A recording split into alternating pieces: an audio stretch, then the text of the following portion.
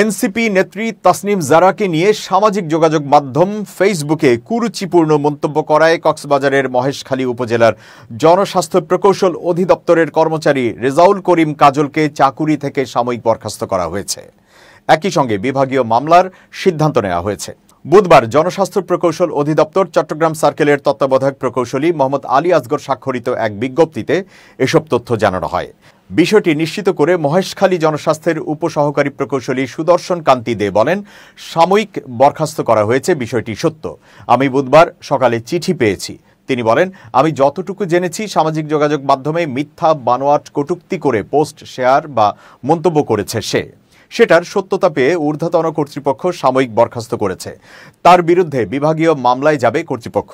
সেখানে বিষয়টি প্রমাণিত হলে ঊর্ধ্বতন কর্তৃপক্ষ ব্যবস্থা নেবেন বলে জানান সুদর্শন।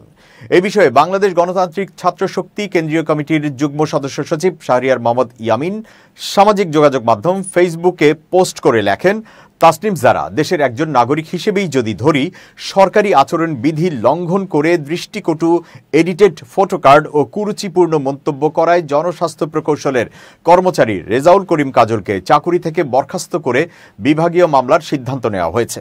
বিভাগীয় সিদ্ধান্ত সাপেক্ষে পরবর্তীতে স্থায়ী বরখাস্ত বা প্রয়োজনীয় ব্যবস্থা নেবেন।